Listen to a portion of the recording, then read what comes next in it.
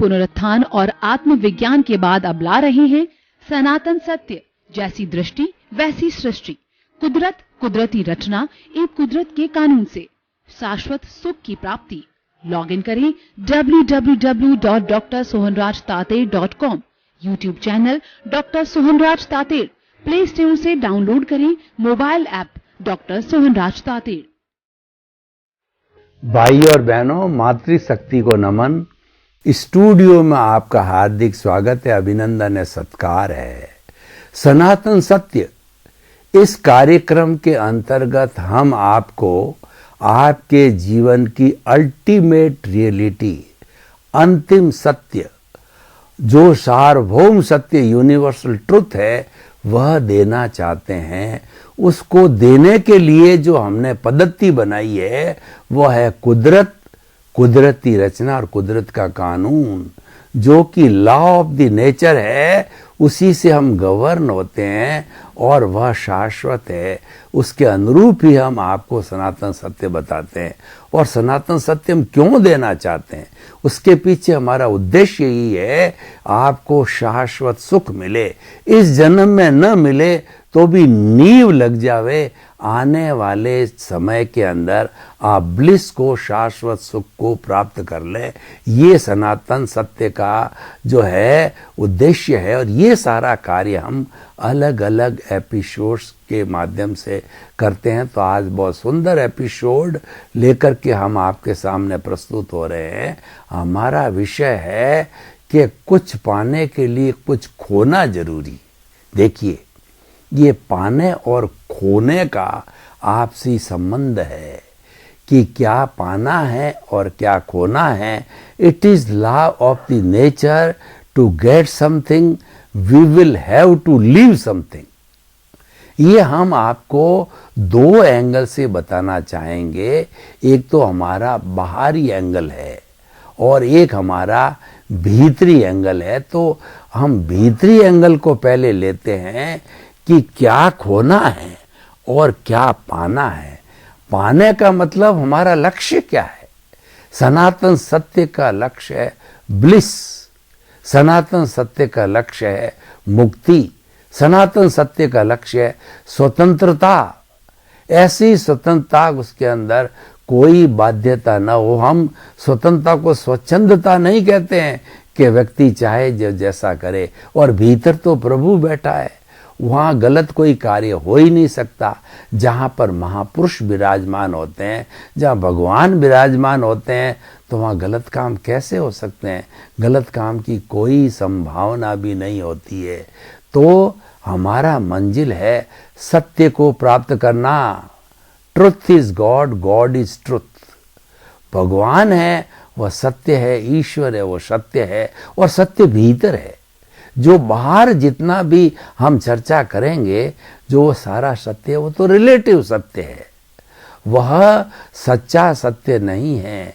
क्योंकि हम सुख की भी बात करें तो आप मुझे बताइए कि बाहर जो सुख है वह सच्चा सुख है क्या? वो परमानेंट सुख है क्या? नहीं है। हम उसको ढूंढ रहे हैं बाहर, लेकिन वो भीतर है। कस्तूरी के मृग ज्यों और ढूंढे बाहर। यानी जो कस्तूरी है वो मृग की नाभि में है, लेकिन मृग तृष्णा करती है। वो उसकी महक इतनी सुंदर होती है, वो इधर भागती है उधर भागती है, और वो हिरनी या हिरन जो है वो भागने पर उसकी सुगंध के वशीभूत होकर के वो भागती है, और उसको पता नहीं सुगंध कहाँ से आ रही है। जब उसको इस चीज का पक्का ज्ञान हो जाता है, ये सुगंध कस्तूरी मेरी नाभि के अंदर ही, और मैं तो व्यर्थ ही भाग रहा था, तो उसको मिल जाती, वह सच्चा ज्ञान है। तो हमें सच्चा सुख तो भीतर है, तो उसको तलाशिए। बाहर का तो रिलेटिव सत्य है। बाहर का जितना भी काम है वह रिलेटिव पुरुषार्थ है, और जितना जितना रिलेटिव सत्य है, जितना जितना रिलेटिव पुरुषार्थ है, वह ज्ञान की श्रेणी के अंदर माना गया है। हम भीतरी जगत की बात कर रहे थे कि क्या खोना और क्या पाना। देखिए, खोना है हमारे अज्ञान को, और पाना है ज्ञान को। ज्ञान को क्यों पाना है कि ज्ञान के पाने से ही हम ब्लिस की प्राप्ति करेंगे, हम सनातन सत्य शाश्वत सुख की प्राप्ति करेंगे, अपने स्वरूप की प्राप्ति करेंगे। तो अब देखिए ऐसा क्या उपाय है कि हम अज्ञान को खोएं। तो सबसे पहले आप जानिए अज्ञान क्या है। जितनी रॉन्ग बिलीफ है वह सारा अज्ञान है। वह अज्ञान क्या है कि सत्य को असत्य समझना, असत्य को सत्य समझना, साधु को असाधु समझना, मार्ग को कुमार्ग समझना, कुमार को मार्ग समझना और मुक्त को अमुक्त समझता। ऐसे 10 वर्गीकरण किए गए हैं। यानी सच को जब हम झूठ मान लेते हैं, जो रियल सच होता है उसको आपने झूठ मान लिया तो रॉन्ग बिलीफ हो गई। रॉन्ग बिलीफ का दूसरा नाम अज्ञान है। इस अज्ञान को खोना है, ये एक बात बन गई है। और पाना क्या है कि हमें अपने भीतर जो हमारा अस्तित्व है और जो कि स्थायी है, जो कि अजर है, अमर है, अविनाशी है, उसको प्राप्त करना है। मैं अपने जो भीतर अस्तित्व है, जिसको हम सनातन सत्य में प्रभु कहते हैं, उस प्रभु के लिए मैं प्राय कहा करता हूँ। और सनातन सत्य में हमने एक स्लोगन बना दिया, हरि अनंता हरि कथा अनंता। जो भीतर प्रभु बैठा है वो हरि है और हरि अनंत है। देखिए अनंत का अर्थ होता है, जो लोग मैथमेटिक्स पढ़े हुए हैं, अनंत का अर्थ होता है infinity, no end to it at all. इसका मतलब हम ये जितने भी आपको सत्संग सुनावें, चाहे मैं ऐसी सत्संग प्रभु की 1 जन्म क्या 10 जन्म सुनाता रहूं, तो भी इसका कोई अंत नहीं है। इसलिए हरि अनंता, प्रभु अनंत है और हरि कथा अनंता। इसके हरि के भीतर जो गुण है, देखिए कितनी बड़ी विचित्र बात है। हरि तो अमूर्त है, हम हरि हरि कर रहे हैं, पर वह तो अमूर्त है, लेकिन वो अमूर्त होते हुए भी हमको चला रहा है। आप विचित्र बात ये देखिए कि लोग कहते हैं कि आत्मा को हाथ पे रख करके बताओ। हम कहते हैं भाई जितने महापुरुष हो गए हैं दुनिया में आज तक, वो कोई नहीं बता पाया, तो मैं कौन से बाग की मूली हूं कि आपको हाथ में रखा दूं। परंतु सबने अनुभव कराया, मैं भी तुमको अनुभव करा सकता हूं। देखिए अनुभव कैसे कराऊं कि मेरे सामने एक टेबल पड़ी है, उस टेबल को मैं हथौड़े से पीटता हूँ, मारता हूँ, टेबल को कोई दुख नहीं होता है, दर्द नहीं होता है, फीलिंग नहीं होती, चिल्लाती नहीं है। और मैं आपके एक चूंटिया भरूं, आपके पेचकस दबाऊं, आपके चाकू दबाऊं, तो आप चिल्लाओगे। और पेड़ पौधे भी देखिए कि पेड़ पौधों को जब हम काटते तो सफ़ेद जो है दूध जैसा या हरे रंग का कुछ निकलता है। वो एक परिचायक है कि वो बेचारा रो रहा है कि उसमें भी वही जान है जो मेरे में है, इसलिए उसको मत काटो। वही चीज है जो मैं हूं, वो इस रूप से अभिव्यक्ति करता है। बकरे को स्लॉटर हाउस में काटा है तो मैं करता है, तो उसके शब्द है। पशुओं के भी अपनी भाषा होती है, हम नहीं जानते।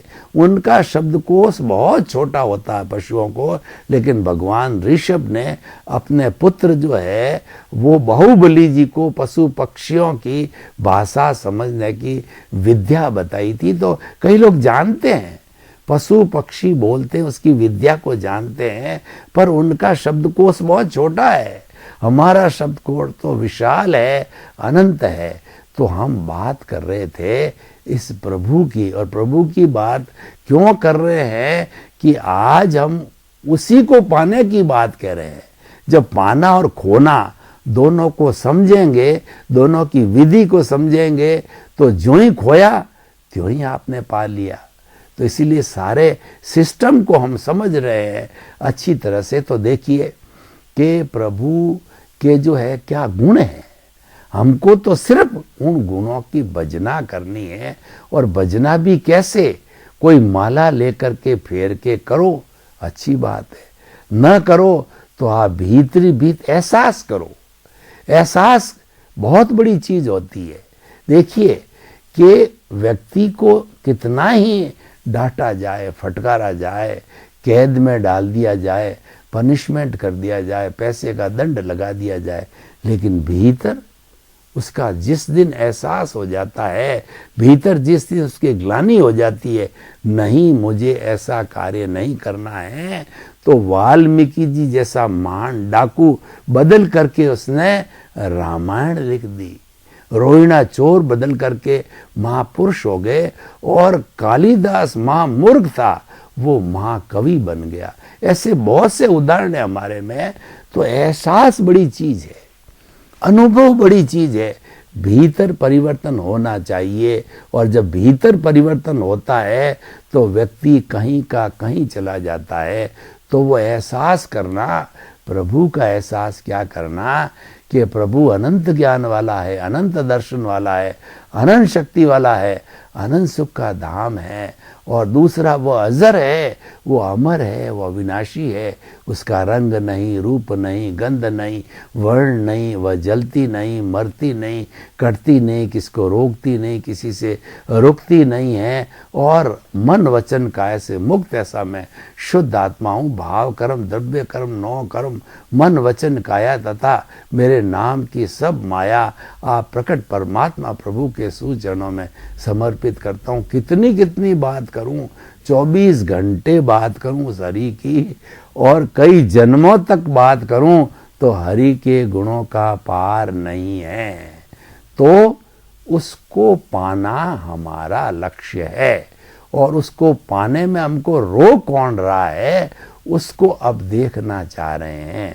उसको जन्म जन्मांतर से ये चीजें जन्म जन्मांतर से हमको घुमा रही है।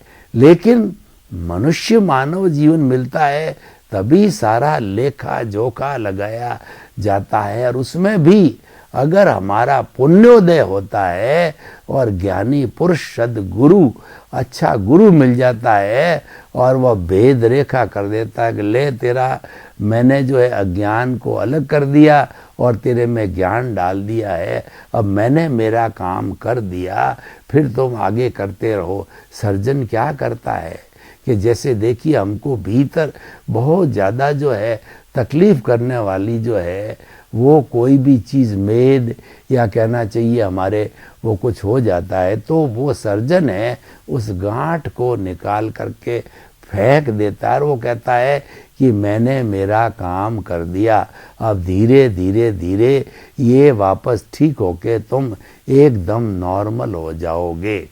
तो हमारा ज्ञानी पुरुष सद्गुरु का काम क्या है? दिशा दिखाना। हमारे सनातन सत्य का भी यही कार्य है। हम आपको दृष्टि विज्ञान देते हैं, हम आपको कोई बेटा बेटी नहीं देते, कोई धन नहीं देते, कोई आपका प्रमोशन नहीं कराते, आपकी मन की इच्छा कोई पूर्ति नहीं कराते। हमारे पास न तो मंत्र है, न तंत्र है, न जादू है, न टोना है, न कोई विद्या है। हमारे पास तो एक ही बात है, दृष्टि विज्ञान। आपकी नकारात्मक सोच को हटा करके हम सकारात्मक सोच में बदल देते हैं, और फिर वो सकारात्मक सोच है, वो ज्ञान है, वो भीतर ही भीतर अपना काम करेगा। और फिर आपको जो है आपके भीतर एक प्रज्ञा जागृत कर देंगे। वो प्रज्ञा हमेशा मॉनिटर करेगी, आपको इधर उधर गलत रास्ते भटकने नहीं देगी। तो हम उस अज्ञान को जाने। अज्ञान है राग द्वेष। वो एक शब्द में बोले तो वो कषाय कहलाता है, और 4 शब्दों में बोले तो क्रोध अहंकार माया लोभ है। और इस नकारात्मक सोच को जो है हमारे भारतीय धर्म ग्रंथों ने 18 भागों में बांटे हैं। प्राणातिपात, मर्षावाद, अदत्तादान, मैथुन, परिग्रह, क्रोध, मान, माया, लोभ, राग, द्वेष, कलह, अव्याख्यान, पैशून्य, पर परिवाद, रति अर्ति, माया, मर्षा, मिथ्या दर्शन, शल्य पाप। हम 1 से चले थे 18 तक पहुंच गए। ये सारा मोह का संसार है। मोह का संसार एक वट वृक्ष है। वट वृक्ष की उम्र बहुत बड़ी होती है और उसके टहनियों टहनियों में से निकलते रहते हैं और सारा हर किसी टहनी किसी पत्ते को आप देखो, उस मोह के संसार के अंदर वो आपको बुराई मिलेगी, क्योंकि वो मोह का संसार है। मोह का बीज खुद बुराई से भरा पड़ा है और वही संसार में भटकाता है।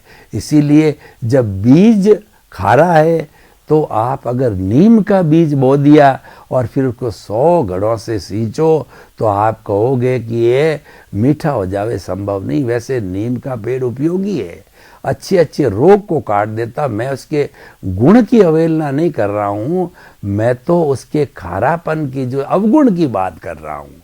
गुण के लिए तो वो पूजनीय है, अवगुण खारापन जो है वो कितना ही कोशिश करो नहीं मिटता है, क्योंकि उसके बीज में खारापन है। तो हम ये बात बता रहे थे कि ये हमारा अज्ञान है, कषाय है, यही रुलाता है, यही डुबाता है और यही तरने नहीं देता है।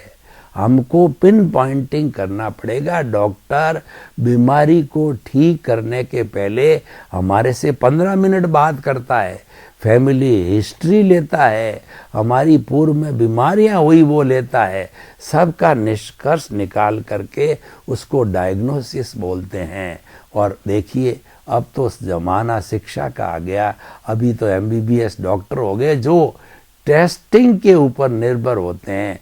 और हमारे पुराने जो कहना चाहिए अनुभवी जो डॉक्टर होते थे, नाड़ी वैद्य होते थे, वो नाड़ी के ऊपर हाथ की नाड़ी पर हाथ रख करके और वह वात पित्त और कफ का पता लगा के आपकी क्रॉनिक डिजीज को ठीक कर देते। कितना समय बदला है, क्योंकि अब देखिए उसके और अभी में अंतर क्या आया। पूर्व जमाने के अंदर अनुभव भीतर से आता था और वर्तमान के अंदर जितना भी डॉक्टर है, इंजीनियर है, चार्टेड अकाउंटेंट है, कोई भी है, ये बाहरी साधनों से लेते हैं, ये बाहर का ज्ञान है और इसीलिए ये भौतिक ज्ञान है और भीतर का जो ज्ञान है वो आत्मज्ञान है। मैं आपको एक बड़ा सटीक उदाहरण देता हूँ, इससे हमारे विषय से जुड़ा हुआ, कि पुराने जमाने के अंदर जो है वो 12-12 डजन बच्चे हुआ करते थे। तो वो माता पिता कौन से स्कूल में जाते, मैं मेरी बात करूं, 10 भाई बहन थे। माता पिता क्या, हमको भी पढ़ने के लिए आज़ादी के पहले गांव में स्कूल पोसाल नहीं था, तो माता पिता को पढ़ने के लिए कोई पोसाल स्कूल नहीं था। तो फिर उन्होंने सब जो है 1 डजन या 10 बच्चों को सबको पाला पोसा, सुसंस्कारित किया, अच्छे अच्छे बड़े बड़े लोग बनाए, कुबेरपति बनाया उनको। तो कैसे बनाया? क्योंकि उनके भीतर सूझ थी, उनके भीतर विवेक था। इसीलिए भगवान ने कहा विवेके धम्म आइए।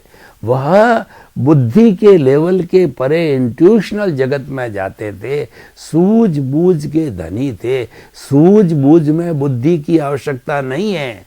आज बुद्धि बहुत ज्यादा बढ़ गई है, तो बुद्धि बढ़ने से क्या है कि तर्क बढ़ गया है।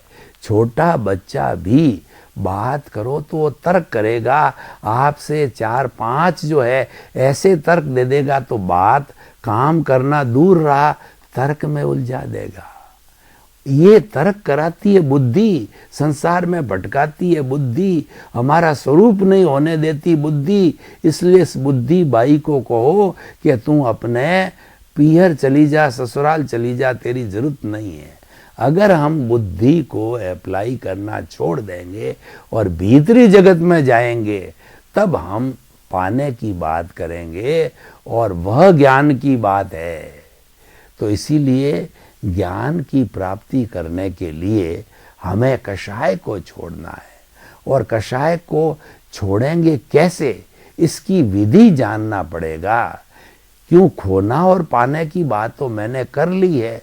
फिर आप प्रश्न करोगे कि हम इसको पाएं कैसे, उसकी विधि तो बताओ। आपने दवाई दे दी, दवाई लेने की विधि तो बताओ, और उसके लाभ हानि बता दी, ठीक होने की बात बता दी, पर विधि तो बताओ ना।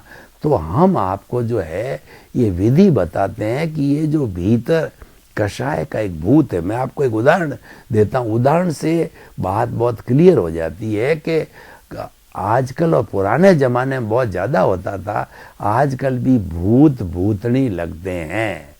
और जो नर को तो भूत लगता है और लेडीज को भूतनी लगती है, तब वो ऐसी ऐसी भाषा बोलती है, कोई गुजराती बोलती है, कोई कर्नाटक की बोलती है, जबकि वो स्त्री तो मारवाड़ी है, उसने कभी सीखी नहीं कर्नाटक की भाषा या तमिल की भाषा, तो वो भूतनी बोलती है। तब क्या है, उसको पटकती है और उसको गिराती है, उसको दुख देती है और वो उल्टा सीधा बोलती रहती, क्यों? भूतनी घुस गई है। उस भूत या भूतनी को उतारने के लिए हम झाड़ाघर को बुलाते हैं।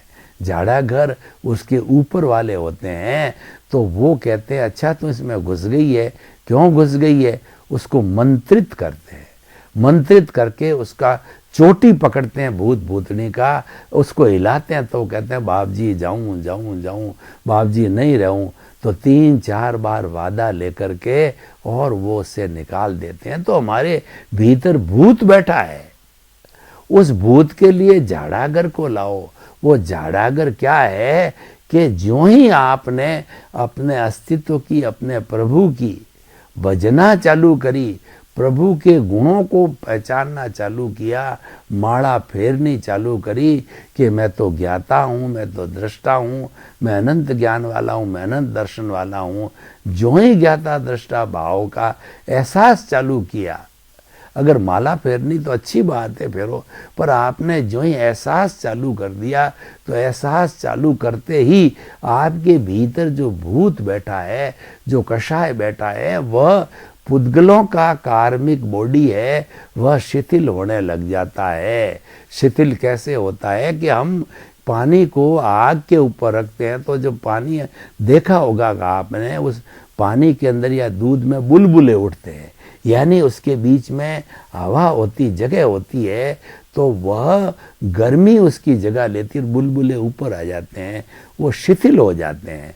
तो उसी तरीके से कार्बन शरीर के जो भीतर जो जितने भी कर्म होते हैं वो हिलने लग जाते हैं।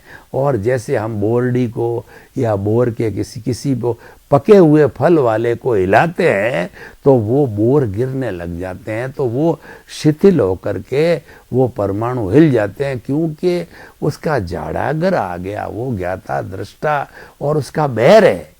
जो ही आपने ज्ञाता दृष्टा का भाव किया और इसके रूप को जाना, इसकी भजना चालू करी, वह हिलने लग जाता है, हिलने लग जाता है और आप सतत जागृति करोगे। अब देखिए यहाँ खोने और पाने का संबंध आ रहा है, अब यहाँ विषय जुड़ रहा है कि आप जो है खो रहे हो उस कार्बन शरीर को, कॉजल बॉडी को, और आप पा रहे हो अपने स्वरूप को। तो ये खोना और पाना विषय हमने इसलिए लिया है कि क्या खोना है और क्या पाना है, तो कुछ पाने के लिए कुछ खोना पड़ेगा। वह ये सिद्ध हो रहा है कि जो ही आप जागृति के अंदर आ गए, जो ही आप रियल पुरुषार्थ में आ गए, जो ही आप दृष्टि विज्ञान में चले गए, दृष्टि विज्ञान में करना कुछ नहीं है। देखिए हमारा सनातन सत्य कार्यक्रम कितना सरल और सीधा है, आपको करना कुछ नहीं है। क्रिया कांड में जो बड़े बड़े पंडित आते हैं, गुड़ लाओ, धनिया लाओ, अच्छा लाल वस्त्र लाओ, नारियल लाओ, इतने लाओ, इतनी मिठाई लाओ बताते हैं। हम तो आपको कहते हैं कि कुछ करना नहीं है, हम तो आपको मुक्त करते हैं, आपको एहसास करना है, जो कि आपके भीतर अनुभव है, उस अनुभव का एहसास करना है। क्या एहसास करना है कि मैं शुद्ध आत्मा हूँ, मैं जानने वाला हूँ, मैं देखने वाला हूँ, मैं अशरीरी हूँ, मैं अनंत ज्ञान, अनंत दर्शन, अनंत शक्ति, अनंत सुख का धाम हूँ। उसके जितने जितने हरि के गुण हैं, उन गुणों को एहसास करो। बोलो तो भी अच्छी बात है। जो लर्नर्स होते हैं, जो प्रारंभ से जो ज्ञान लिया हुआ होते हैं, वो बोल बोल कर करते हैं, वो ज्ञान विधि करते हैं। और ज्ञान विधि के अंदर कोई उपासना नहीं, कोई टीले लगाने नहीं है और किसी मंदिर के अंदर नहीं जाना है। भीतर प्रभु बैठा है, उस मंदिर में जाना। और शरीर है वह स्वयं एक मंदिर है और भीतर प्रभु बैठा वो भगवान है।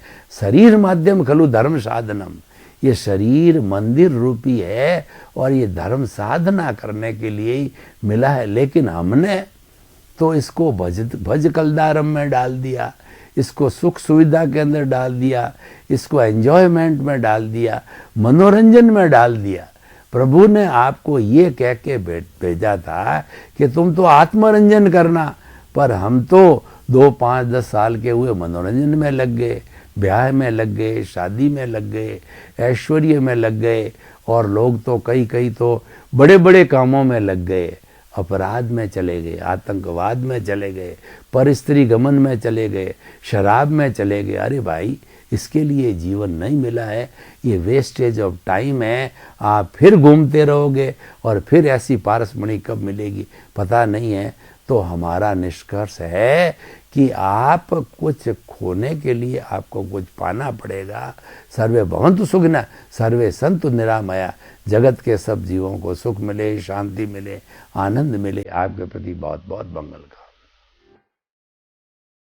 महात्मा उपासक डॉक्टर सोहनराज तातेड़ पुनरुत्थान और आत्मविज्ञान के बाद अब ला रहे हैं सनातन सत्य, जैसी दृष्टि वैसी सृष्टि, कुदरत कुदरती रचना एक कुदरत के कानून से शाश्वत सुख की प्राप्ति।